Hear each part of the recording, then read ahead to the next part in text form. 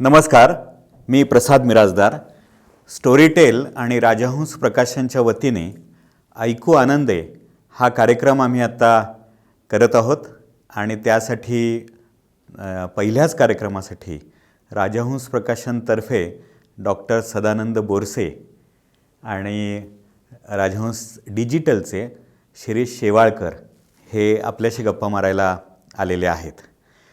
हा कार्यक्रम काय आहे याच्याबद्दल उत्सुकता कदाचित वाटत असेल की राजहंस प्रकाशन आणि स्टोरीटेल एकत्र येऊन नेमकं काय करत आहेत. तर वाचा आणि ऐका अशी एक योजना आम्ही घेऊन येतो आहोत.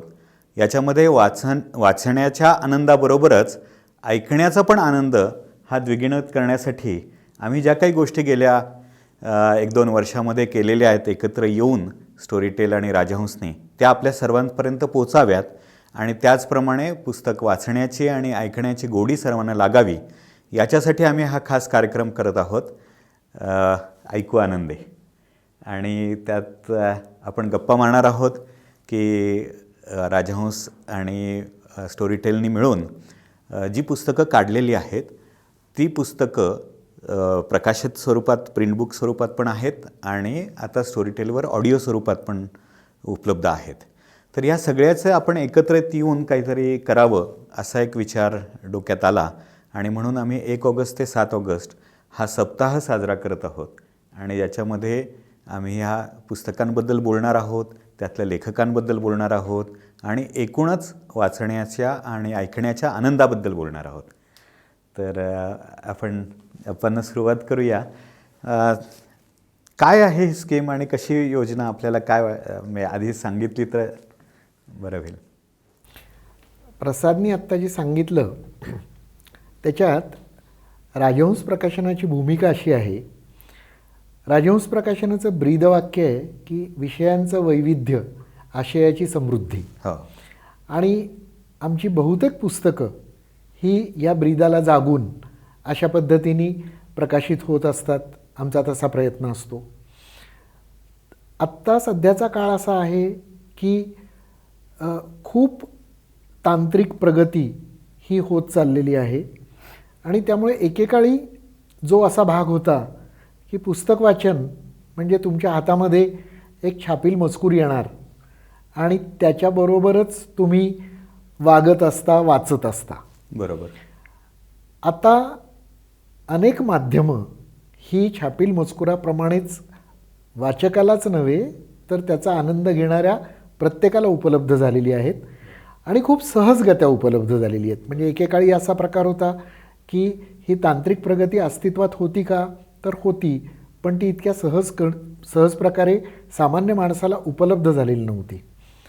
आज परिस्थिती अशी आहे की सामान्य माणसाच्या अक्षरशः ज्याला आपण टिप ऑफ द फिंगर्स म्हणतो, बोटाच्या टोकांवर ती प्रगती ही त्याला उपलब्ध झालेली आहे. आणि साहजिकच केवळ वाचनापुरतंच मर्यादित असलेलं क्षेत्र असं न राहता वेगवेगळ्या माध्यमातनं त्याला या सगळ्या गोष्टींचा आनंद घेता येतो. त्यामुळेच स्टोरीटेलमधनं श्राव्य माध्यमातनं ही गोष्ट ही उपलब्ध व्हावी या हेतूनी राजहंस प्रकाशन आणि स्टोरीटेल यांनी एकत्र हातमिळवणी केली. बरोबर. आणि राजहंसची जी वेगवेगळी पुस्तकं आहेत, म्हणजे अगदी उदाहरण द्यायचं झालं तर डॉक्टर जयंत नारळीकरांनी ज्या कादंबऱ्या लिहिलेल्या आहेत त्या कादंबऱ्या 3 कादंबऱ्या, वामन परतन आला, अभयारण्य आणि व्हायरस, या कादंबऱ्या या आता स्टोरीटेलवर श्राव्य स्वरूपात उपलब्ध आहेत. दिलीप प्रभावळकरांची कितीतरी पुस्तकं, त्यांचं सगळ्यात गाजलेलं बोक्या सातबंडे हे स्टोरीटेलवर उपलब्ध आहे. एका बाजूला ही अशा पद्धतीची काही प्रमाणात मनोरंजन करणारी, काही प्रमाणात वैज्ञानिक तत्त्व उलगडून दाखवणारी अशी पुस्तकं आहेत, तर दुसऱ्या बाजूला डॉक्टर सदानंद मोऱ्यांचं लोकमान्य ते महात्मा हे संपूर्ण महाराष्ट्राच्या राजकीय आणि सामाजिक पट उलगडून दाखवणारं असं वैचारिक खाद्य पुरवणारं पुस्तक आहे. आणि ते तर 2 खंडातलं एवढं मोठं पुस्तक हे सगळे ऑडिओ स्वरूपामध्ये स्टोरीटेलवर उपलब्ध. बरोबर आहे. त्याच्या जोडीलाच मुरलीधर खैरनारांची अतिशय गाजलेली रहस्य कादंबरी शोध ही पण स्टोरीटेलनी श्राव्य स्वरूपात आणलेली आहे. विजया मेहतांचं आत्मचरित्र झिम्मा आणि विजयाबाईंच्या व्यक्तिमत्वाचे अनेक पैलू उलगडून दाखवणारे पुस्तक बाई, ही 2 पुस्तकं ही श्राव्य माध्यमात आता उपलब्ध आहेत. अभिराम भडकमकर हे आजच्या पिढीतले अतिशय समर्थ आणि गाजलेले कादंबरीकार, तर त्यांच्या कादंबऱ्या इन्शाल्लाह, ॲट एनी कॉस्ट आणि आता 3री कादंबरी पण त्यांची श्राव्य स्वरूपात येईल काही दिवसातच, बालगंधर्वांवरची कादंबरी, तर ह्या श्राव्य स्वरूपात उपलब्ध आहेत. अशा पद्धतीने राजहंस प्रकाशनातर्फे प्रकाशित झालेली कितीतरी पुस्तकं ही स्टोरीटेलवर आता श्राव्य स्वरूपात आहेत. राजहंसची 2 गाजलेली पुस्तकं म्हणजे शरद पवार साहेबांचं लोक माझे सांगाती आणि विश्वास नांगरे पाटलांचं मनमे है विश्वास, ही 2 पुस्तकंही श्राव्य स्वरूपात स्टोरीटेलवर उपलब्ध आहेत. कित्येकदा व्यक्तींना त्याच्यातला आशय जाणून घेण्याची इच्छा असते, बरोबर, पण वेगवेगळ्या कारणांनी आणि वेगवेगळ्या मर्यादांनी त्यांना पुस्तक मिळवणं, हातात घेणं, ते वाचत राहणं या स्वरूपात सगळ्या गोष्टी जमवता येतातच असं नाही. अशा लोकांसाठी श्राव्य माध्यमामध्ये ती गोष्ट उपलब्ध असणं हा एक खूप मोठा लाभ आहे. याचं कारण हे माध्यम असं आहे की जे तुम्ही प्रवास करताय, प्रवासामध्ये तुम्ही सहजगत्या त्याचा लाभ घेऊ शकता. इतर काहीतरी ज्याला आपण रुटीन काम म्हणतो किंवा यांत्रिक काम म्हणजे एका बाजूला ते फिरायला चालू जाणं, राहतं, व्यायाम फिरायला, करताना अशा पद्धतीने पद्धतीचं सुद्धा तिथेही तुम्हाला या गोष्टीचा लाभ घेता येतो. ॲक्च्युली खरं म्हणजे राजहंसचा हा जो डिजिटल प्रवास सुरू झाला हो. 1-2 वर्षापूर्वी, हो. तो याच विचारातनं सुरू झाला. बरोबर. म्हणजे छापील पुस्तकं ही घरात बसून वाचण्याच्या ऐवजी ती प्रवासामध्ये ईबुक स्वरूपात वाचता येतील म्हणून राजहंसनी सुरुवातीला ईबुकमध्ये पदार्पण केलं. बरोबर. आता जवळजवळ राजहंसची 350 पुस्तकं ईबुक स्वरूपात अवेलेबल आहेत. हो. त्याचप्रमाणे नंतर आपण आणि ही सगळी बुक्स ही स्टोरीटेलवर पण उपलब्ध आहेत. करेक्ट म्हणजे वाचता पण येतात आणि ऐकता पण येतात. आणि अनेकांना असं समज आहे की स्टोरीटेल हे फक्त ऐकण्यासाठी आहे, पण तिथे वाचण्यासाठी सुद्धा ई बुक्स आहेत आणि जवळजवळ 3 लाखाहून अधिक पुस्तकं आहेत. त्यातली बरीचशी ई बुक्स पण आहेत, ऑडिओ बुक्स पण आहेत. बरोबर. तुम्ही म्हणता ते बरोबर आहे. ही माहिती लोकांपर्यंत फारशी नाही आहे तेवढी. आणि आत्ता म्हणजे आपली ही जी योजना आहे तर त्याच्यामध्ये सुद्धा या पद्धतीने वाचक आणि श्रोते हे दोन्ही प्रकारांचे लाभ हे या योजनेद्वारे घेऊ शकतील. बरोबर. आणि त्यासाठीच ती योजना जी आहे ती मला वाटतं शिरीष थोडक्यात सांगितली तर सगळ्यांना होईल. कारण काय झालं आहे, आत्ता जेव्हा डॉक्टर सांगत होते की पुस्तकांची नावं सांगत होते, त्यातल्या लेखकांची नावं सांगत होते, म्हणजे लोक माझे सांगाती मनमे हे विश्वासपासून शोध असेल ते इन्शाल्लाह विजया मेहतांचं बाई, जयंत नारळीकरांच्या 3 कादंबऱ्या, सदानंद मोरेंचे लोकमान्य ते महात्मा, हे नुसती नावं जरी अशी पाहिली डोळ्यासमोर आली तरीसुद्धा कितीतरी समृद्धता येते. इतकी समृद्धता विषयांमध्ये आहे, आशयामध्ये आहे आणि हे सगळं आपल्या संग्रही हवं असं वाटायला लागतं. तर मला पण उत्सुकता आहे की नेमकी योजना काय आहे. अगदीच. सगळ्यात पहिल्यांदा मी वाचकांना हे सांगू इच्छितो की पुस्तक वाचण्यात जेवढी मजा आहे तेवढी मजा ते ऐकण्यात पण आहे. बरोबर. कारण ऐकण्यामध्ये जो वाचणार आहे तो स्वतःचे भाव घालून ते वाचन जास्त अर्थपूर्ण करत असतो. त्यामुळं राजहंसची पुस्तकं जे वाचतात त्या वाचकांना स्टोरीटेलवरती ती पुस्तकं ऐकण्याचा अनुभव मिळावा या हेतूने ही योजना पहिल्यांदा तयार करण्यात आलेली आहे. ही योजना अशी आहे की राजहंसची 1500 रुपयाची पुस्तकं जो खरेदी करेल त्या वाचकाला स्टोरीटेलचं 999 रुपयाचं 1 वर्षाची मेंबरशिप ही संपूर्णपणे फ्री मिळेल. वा. ही अत्यंत आकर्षक योजना. अत्यंत आकर्षक योजना आहे ही. आणि त्याचबरोबर स्टोरीटेलच्या ग्राहकांसाठी अजून एक योजना आपण याचबरोबर आणतोय ते म्हणजे जर तुम्ही स्टोरीटेलचे सबस्क्रायबर असाल तर तुम्हाला राजहंसचं कुठलंही पुस्तक हे 25% डिस्काउंटमध्ये मिळेल. बरोबर आहे. याचं कारण असं की हे जे नवीन ग्राहक आहेत की जे राजहंस प्रकाशनची पुस्तकं विकत घेतील 1500 रुपयाची, त्यांना 1 वर्षाचं 999चं सिलेक्ट स्टोरीटेल सिलेक्टचं काय 1 वर्षाची सभासद हे मोफत मिळेल. पण जे ऑलरेडी आहेत स्टोरीटेलचे सभासद आणि जे ऐकतायत त्यांच्यासाठी काय, तर त्यांच्यासाठी ही 25%ची योजना आहे. बरोबर. त्यामुळे सगळेच लोक म्हणजे प्रत्येक स्टोरीटेलच्या सबस्क्रायबरला काही ना काहीतरी देण्याचा या योजनेतून आपण प्रयत्न केलेला आहे. बरोबर. आणि हा भाग किंवा या योजनेतलं अर्थकारण हे निव्वळ पैसे वाचवणे किंवा निव्वळ त्या गुंतवलेल्या रकमेचा पैशाच्या स्वरूपात परतावा असा त्याचा उद्देशही नाही आणि असा त्याचा हेतूही नाही. तर त्याच्या बदल्यामध्ये तुम्हाला ज्या गोष्टी मिळणार आहेत त्या श्राव्य माध्यमातनं तुमच्यापर्यंत पोचणाऱ्या पुस्तकाच्या स्वरूपात असतील किंवा छापील पुस्तकांच्या स्वरूपात असतील, या सगळ्या गोष्टींनी तुमचं व्यक्तिमत्व, तुमचं कौटुंबिक जीवनापासून सांस्कृतिक जीवनापर्यंत सगळीकडे तुम्हाला मिळणारी समृद्धी हा त्याच्यातला खूप महत्त्वाचा भाग आहे. होय.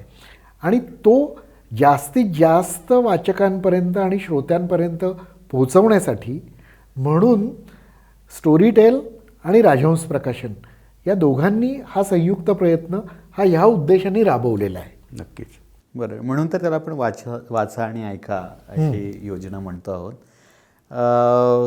मला प्रश्न विचारायचा आहे तो म्हणजे की राजहंसने आता डिजिटल हा एक वेगळा सेक्शन उभा केला आणि शिरीष त्यांचं काम पाहतायत.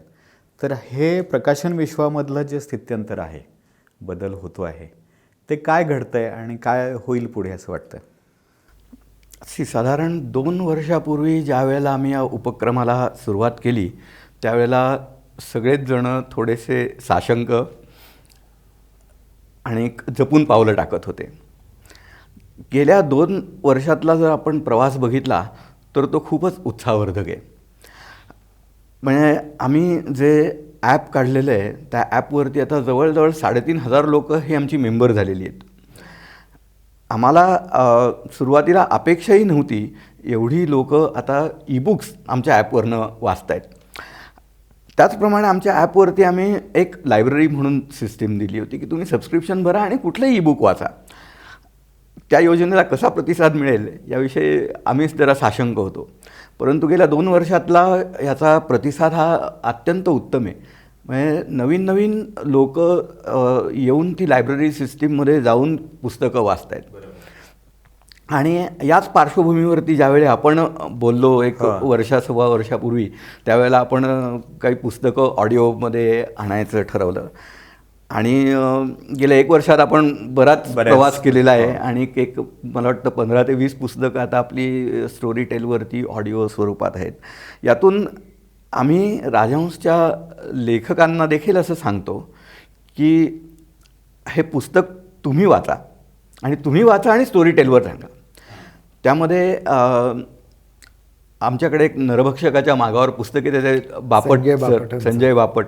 तर संजय बापटांनी हे पुस्तक स्वतः वाचलं आणि अत्यंत सुंदर नाट्य उलगडत त्यांनी ते पुस्तक वाचलेलं आहे. जेवढे ते पुस्तक वाचायला मजा येते तेवढीच ती पुस्तक ऐकायला देखील मजा येते, किंवा जास्तच मजा येते. नाही, यात खरंच आहे की काही लेखक असे असतात की जे चांगले लेखक असतात त्याचबरोबर चांगले वक्ते पण असतात, चांगले वाचक पण असतात. बरोबर. आणि मग त्यांनी त्यांचाच अनुभव वाचला तर केव्हाही त्याचा इम्पॅक्ट हा जास्त होतो. बरोबर. पण त्याचबरोबर काही कथा कादंबऱ्या अशा असतात की जिथे उत्तम अभिनेते म्हणजे कुणी वाचलं आहे याला पण खूप महत्त्व आहे. उदाहरण बघायचं झालं तर शोध ही कादंबरी ही उपेंद्र लिमयेने वाचली आणि त्यांनी सुचवलं होतं तेव्हा की ही मला वाचायला आवडेल म्हणून. आणि ज्यावेळी ती आली आणि त्यांनी वाचली त्यांनी आणि केतकी दत्ते असं दोघांनी ती वाचली त्यावेळेला इतका प्रचंड प्रतिसाद मिळाला शोधला सुद्धा. अच्छा. आणि त्यातून म्हणजे माझ्या असं लक्षात आलं की लोक माझे संगाती असेल, शरद पवारांसारखं नाव आहे आणि त्यांच्याबद्दल उत्सुकता आहे, या सगळ्या आत्ताच्या राजकारणाच्या पार्श्वभूमीवर तर ती खूपच उत्सुकता वाढलेली आहे. त्याच्यामुळे सर्वसामान्य अगदी महाराष्ट्रातले अनेक जणं हे ती कादंबरी म्हणजे वाचायला वेळ नसेल तर ऐकतात. बरोबर. मनमे हे विश्वासासारखं पुस्तक आहे की जेही अगदी जे ज्याला म्हणतात ते इतकं प्रेरणादायी पुस्तक आहे की गावागावातले तरुण ते ऐकतात. तर ईबुक्सवर हे उपलब्ध होणं, डिजिटल माध्यमातून हे उपलब्ध होणं, हेच मला वाटतं इतकं महत्त्वाचं आहे की त्याच्यामुळे मी अनेकदा असे प्रश्न विचारले जातात ना प्रकाशकांना. पूर्वी होते म्हणजे पॅन्डेमिकच्या आधी हा खूप मोठा भाग होता की पुस्तक प्रकाशनाचं काय होणार, मग पुस्तकं कमी खपतील किंवा ह्याच्यापर्यंत. तर तुमचा अनुभव काय आहे? स्प्रेड झाल्यामुळे पुस्तकांनाही मागणी वाढली का एकूण आपलं सगळं कंटेंट लोकांपर्यंत पोहोचतं याचा आनंद आहे? ॲक्च्युली मला असं वाटतं की आपलं कंटेंट सगळ्या लोकांपर्यंत पोहोचतं हे जास्त महत्त्वाचं आहे. बरोबर आहे. कसं आहे ते महाराष्ट्राचा विचार केला ना तर आज परिस्थिती अशी आहे की पाठ्यपुस्तकेतर पुस्तकांसाठी म्हणजे आपण ललित पुस्तकं म्हणू किंवा वैचारिक पुस्तकं म्हणू, त्या पुस्तकांसाठी आपल्याला जर वाचकापर्यंत पोचण्यासाठी म्हणून सोयीचा विचार केला तर महाराष्ट्रातल्या सगळ्या तालुक्यांमध्ये सुद्धा आज प्रत्येक तालुक्याच्या ठिकाणी एक एक पुस्तकाचं दुकान अशी परिस्थिती आहे का? तर नाही. बरोबर. त्यामुळे पुस्तक प्रकाशित झालं तरी ते वाचकापर्यंत पोचणं ही साखळी ही खूपच अवघड साखळी आहे आणि त्याच्यात बरेच अडथळे आहेत.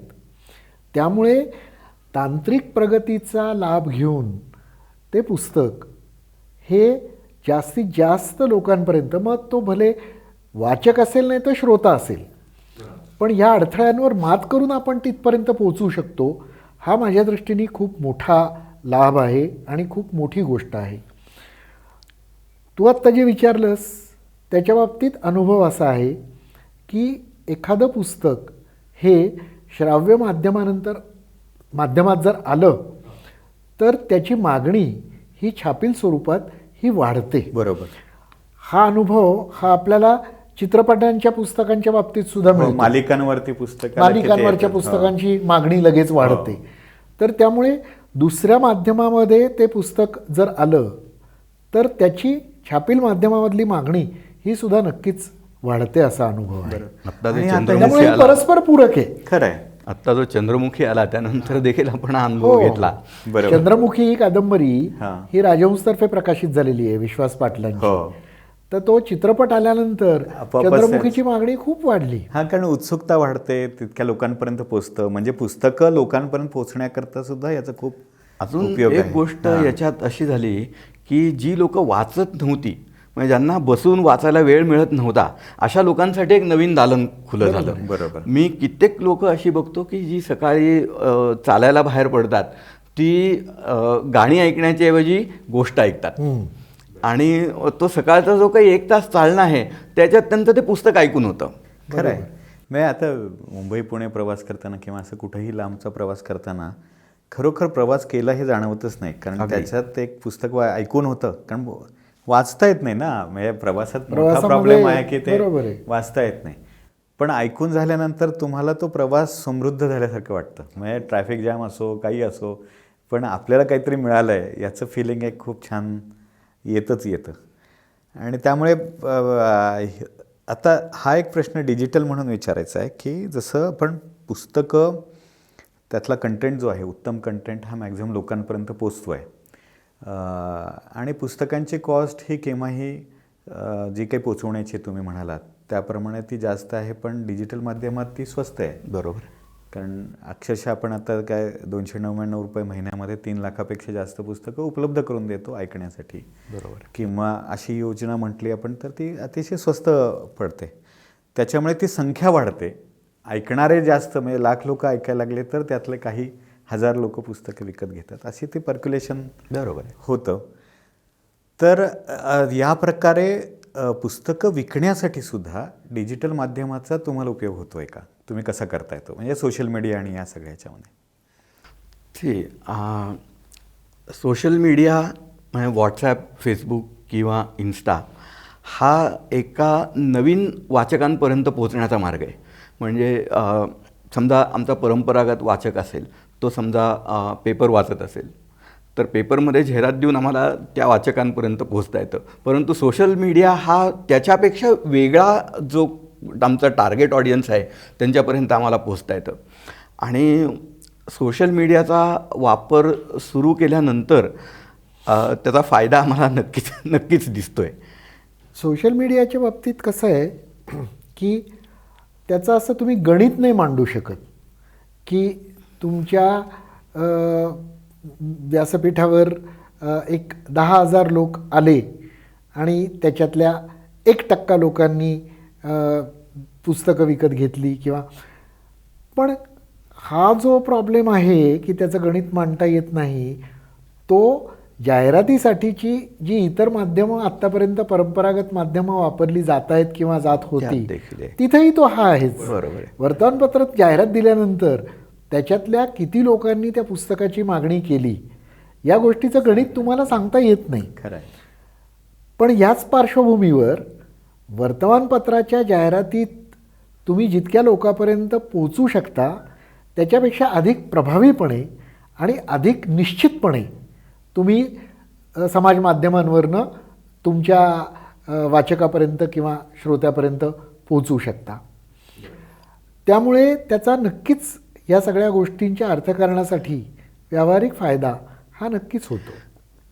अजून एक अशी गोष्ट आहे की तुम्ही जेव्हा वर्तमानपत्रात जाहिरात देता त्यावेळेला त्यावरती होणारा खर्च आणि तुम्ही समाज माध्यमांवरती यात पण खूप फरक आहे. खूप फरक आहे. खूप कमी पैशांमध्ये आपण जास्तीत जास्त लोकांपर्यंत पोहोचू शकतो. एक गोष्ट माझ्या आता लक्षात आली ती अशी की डिजिटल माध्यमाचा एक फायदा मला नक्की झालेला दिसतो, विशेषतः स्टोरीटेलमध्ये काम करत असताना, की पूर्वी लेखक मिळणं ही थोडीशी अवघड प्रक्रिया होती. पण आता लेखकांना हे तिन्ही माध्यम म्हणजे तुम्ही कंटेंट तयार केल्यानंतर पुस्तक केल्यानंतर ते ईबुक म्हणून पण उपलब्ध होतं, ऑडिओ म्हणून पण उपलब्ध होतं आणि प्रिंट बुक म्हणून पण होतं. तर तिन्ही माध्यमातून रॉयल्टी मिळण्याची संधी असल्यामुळे आणि इतर डिजिटल प्लॅटफॉर्म पण उपलब्ध झाल्यामुळे लेखकांना पैसे मिळवण्याच्या शक्यता वाढल्या आहेत. बरोबर आहे. आणि त्यामुळे चांगलं लिखाण येण्याचं प्रमाण किंवा त्याबद्दलची उत्सुकता ही सुद्धा मराठीमध्ये वाढती आहे. ही मला स्वागतार्ह गोष्ट वाटते. तुमचा काय अनुभव आहे? समाज माध्यमावर जे लिखाण येतं त्याच्या बाबतीतला म्हणजे राजहंसचा संपादक या दृष्टिकोनातनं जर विचार करायचा झाला तर मला असं वाटतं की त्याचा म्हणजे त्याची संख्या खूप आहे, पण त्याची गुणवत्ता ही काहीशी मर्यादित आहे. याचं एक कारण मला असं दिसतं की ते माध्यम उपलब्ध झाल्यानंतर जसं मुलाला एखादं नवीन खेळणं मिळालं की तो ते अगदी भरभरून खेळतो, त्या पद्धतीने हे माध्यम उपलब्ध झाल्यानंतर त्याच्यावर स्वतःला व्यक्त करण्यासाठी म्हणून खूप गोष्टी या त्याच्यावर दिल्या जातात, लिहिल्या जातात. पण या सगळ्या गोष्टींच्या मागे जी एक स्वतःची तयारी लागते, जसं गाण्याच्या बाबतीत आपण म्हणतो ना की रियाज लागतो, त्या पद्धतीने लेखनाचा सुद्धा एक रियाज लागतो.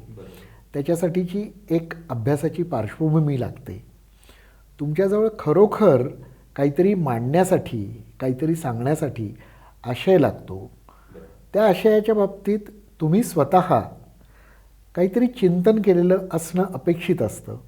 4 ठिकाणच्या गोष्टी मी गोळा करायच्या आणि त्या माझ्या नावावर किंवा इतरांच्या कोणाच्या नावावर या मांडामांडी करायची, यातनं तुम्हाला सकस साहित्य मिळत नाही. बरोबर.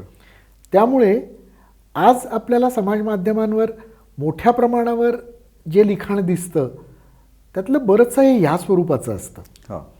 आणि अर्थकारणाच्या बाबतीत तू जे म्हणालास की रॉयल्टीच्या स्वरूपात हे मिळण्याची शक्यता वाढली आहे, मराठीपुरतं तरी मला असं वाटतं की पूर्णपणे या गोष्टीवर विसंबून राहून आपला चरितार्थ चालवणं हे अजूनपर्यंत फारसं काही कोणाला नाही, त्यासाठी शक्य झालेलं नाहीये. त्यासाठी तो आकार वाढला पाहिजे, जास्तीत जास्त पोचलं पाहिजे. हा, पण त्याच्या जोडीलाच याचा कुठेतरी सांधा हा तुमच्या लिखाणाच्या गुणवत्तेशी पण असतो. बरोबर.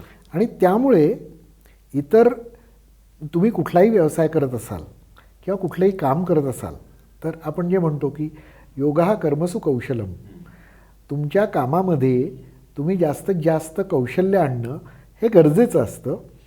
तीच गोष्ट ही समाज माध्यमांवर होणाऱ्या लिखाणाच्या बाबतीत सुद्धा आहे. बरोबर. आणि त्यामुळे ह्या सगळ्या गोष्टींचा विचार करून जेव्हा एखादी गोष्ट लिहिली जाते तिला मिळणारा प्रतिसाद हा निश्चितच प्रशंसनीय असतो आणि त्याच्यात फरकही असतो. नाही, म्हणूनच जिथे खूप काम झालेलं आहे, उदाहरणार्थ मागच्या वेळी आम्ही चर्चा केली होती शोधसारखी कादंबरी, ही नक्की त्याच्यावर इतकं काम प्रश्नच नाही. राजहंसनेच केलेलं आहे. तर त्या कादंबरीच्या बाबतीत हां. मुरलीधर खैरनारांनी इतक्या गोष्टी त्याच्यातल्या स्वतः जाणून घेतल्या.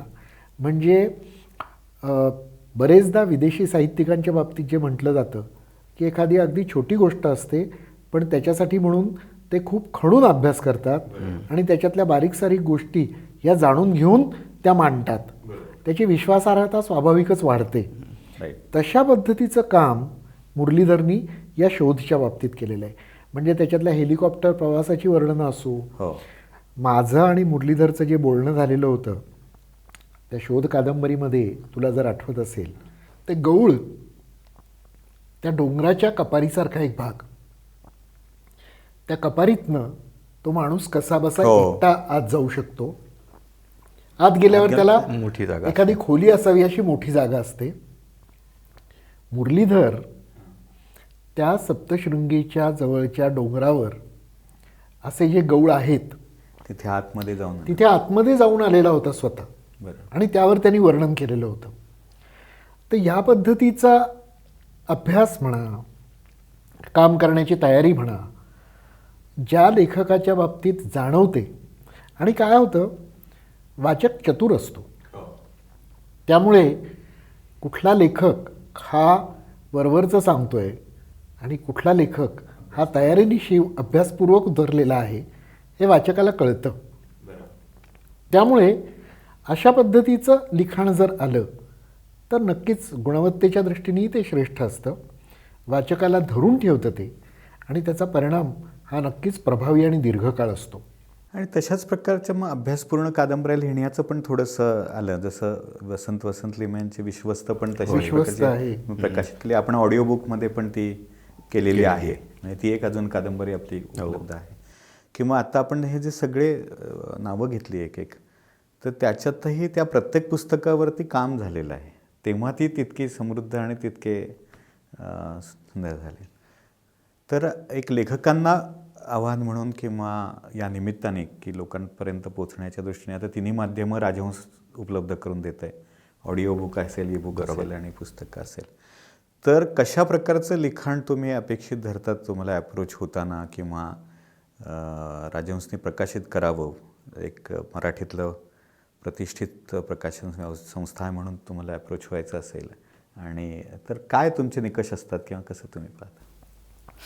राजहंस प्रकाशनाच्या बाबतीत विचारांचा मोकळेपणा हा आमचा खूप मोठा सामर्थ्यस्थळ आहे, मोठं असं मी म्हणेन. की आम्ही कुठल्याही एका विचारधारेला बांधून घेतलेलं नाही स्वतःला, मात्र विवेकवादावर आधारित समाजहितैषी दृष्टिकोन हा मात्र राजहंस आवर्जून पाळतो. तर त्याचा विचार करता राजहंसच्या बाजूनी जरी चरित्र आणि आत्मचरित्र हा आमचा बालेकिल्ला आहे असं आम्ही म्हणतो, तरीसुद्धा केवळ तेवढीच पुस्तकं प्रकाशित करायची असा काही राजहंसचा उद्देश नाही किंवा त्या पद्धतीने आम्ही काम करत नाही. विषयाचं कुठलंही बंधन आम्ही स्वतःवर घालून घेत नाही. राजहंसच्या कामाच्या पद्धतीचा जर विचार केला तर जे वेगवेगळे विषय हे राजहंस हाताळतं त्याच्याशी संबंधित कोणीतरी एक तज्ज्ञ किंवा अभ्यासक व्यक्ती ही त्या पुस्तकाचं संपादक म्हणून काम करते. आणि साहजिकच संपादकांच्या बाबतीतही मग ती वर्गवारी झालेली आहे.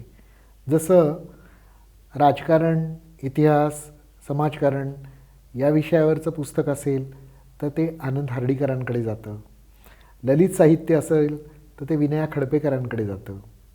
अनुवाद किंवा स्त्रीविषयक प्रश्नांवरचं पुस्तक असेल तर ते करुणा गोखल्यांकडे जातं. विज्ञान, कला या विषयाची पुस्तकं ही बरेचदा मी हाताळतो. तर ह्या पद्धतीने एक प्रकारचं वर्गीकरण संपादक मंडळ तुम्ही तशा संपादक पद्धतीने मंडळाच्या बाबतीत झालेलं आहे.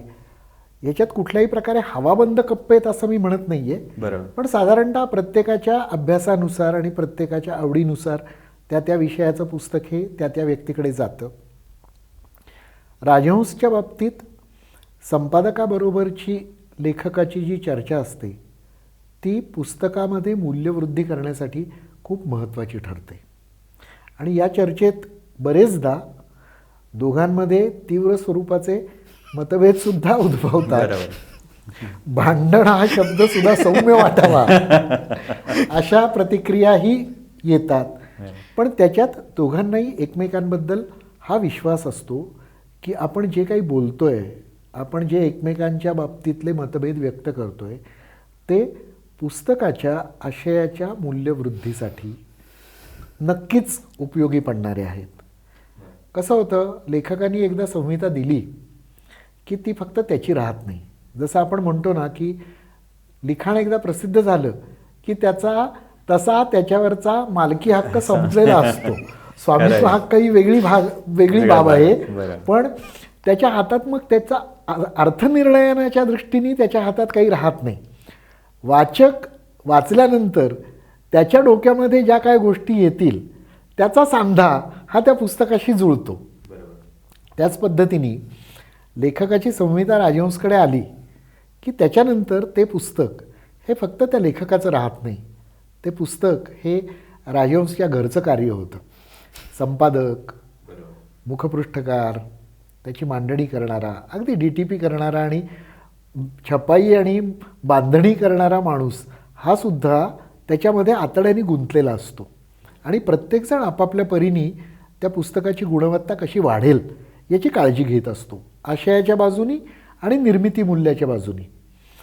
मला स्वतःला जाणवतं ते असं की स्टोरी टेलमधनं प्रसिद्ध होणारी जी संहिता असते त्याच्या बाबतीत सुद्धा ही वैशिष्ट्य ही आवर्जून जाणवतात. बरोबर.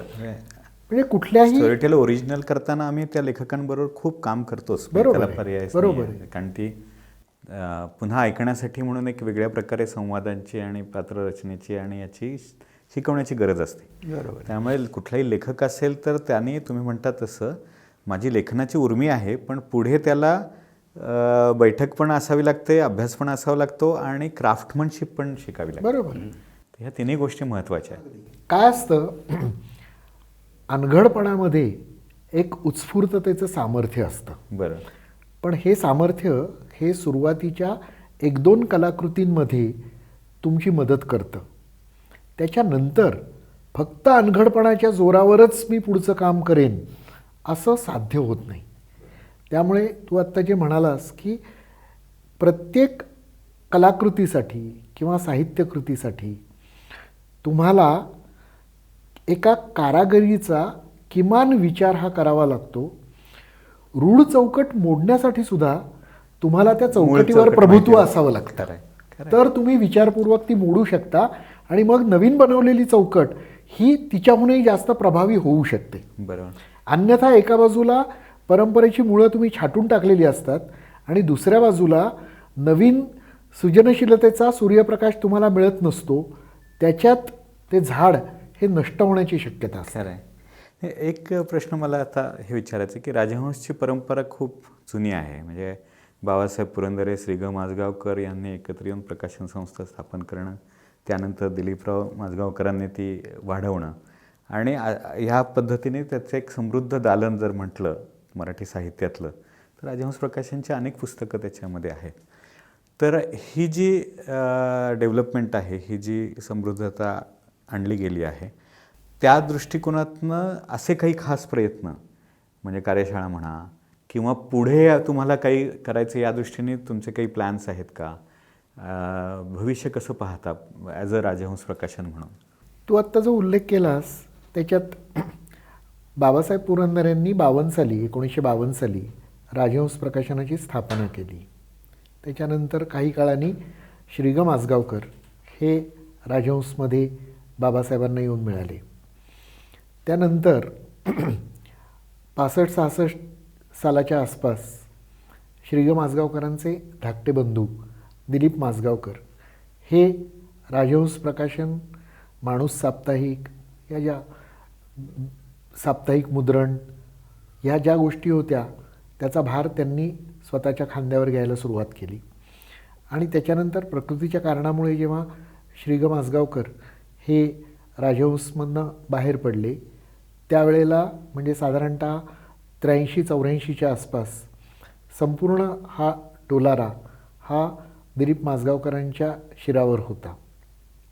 दिलीप माजगावकरांनी या संपूर्ण प्रवासामध्ये एका बाजूला मी जसं म्हटलं तसं की संहितांची गुणवत्ता, निर्मितीमूल्य ही चोख ठेवणं ह्या आघाडीवर काम केलं. त्याच्या जोडीलाच राजहंसच्या बाबतीत पुस्तकांच्या वितरणाच्या दृष्टीने त्यांनी खूप मोठं काम केलं. आज अशी परिस्थिती आहे की महाराष्ट्रामध्ये पुणे, मुंबई, नाशिक, औरंगाबाद, नागपूर, सातारा, सांगली, सोलापूर, कोल्हापूर आणि महाराष्ट्राबाहेर गोवा या सर्व ठिकाणी राजहंसच्या शाखा आणि स्थायी प्रतिनिधी आहेत. ही फार मोठी गोष्ट वितरणाच्या क्षेत्रामध्ये दिलीप माजगावकरांनी केली. त्याच्या जोडीला दिलीप माजगावकरांनी म्हणजे ज्या काळात समाज माध्यमं वगैरे या गोष्टी अस्तित्वातही नव्हत्या, त्याचा कोणी विचारही केला नव्हता, त्यावेळेला वेगवेगळे प्रकल्प राबवून ते प्रकल्प हे वेगवेगळ्या मार्गाने वाचकांपर्यंत पोहोचवण्याचे, म्हणजे जसं कारखान्यांमध्ये जाऊन राजहंसनी प्रदर्शनं भरवलेली आहेत किंवा शालेय विद्यार्थ्यांच्या मदतीने पुस्तकं ही राजहंसनी वाचकांपर्यंत पोहोचवण्याचा प्रयत्न केलेला आहे. तर असे जे विविध प्रयत्न हे राजहंसनी केले, त्याच्या जोडीलाच विविध प्रकल्प जे राबवले, म्हणजे सृष्टीविज्ञान गाथासारखा 2 खंडातला ग्रंथ असेल किंवा आकाशाशी जडले नाते जयंत नारळीकरांचं पुस्तक असेल किंवा मंगेश पाडगावकरांचं कथारूप महाभारत असेल, स. देशपांडे आणि मंगला गोडबोले यांचं पु. ल. देशपांडेंवरचा एक अगदी वेगळा द्विखंडात्मक ग्रंथ अमृतसिद्धी हा असेल. तर या वेगवेगळ्या प्रकल्पांच्या माध्यमातून जास्तीत जास्त वाचकांपर्यंत पोहोचण्याचा त्यांनी प्रयत्न केला.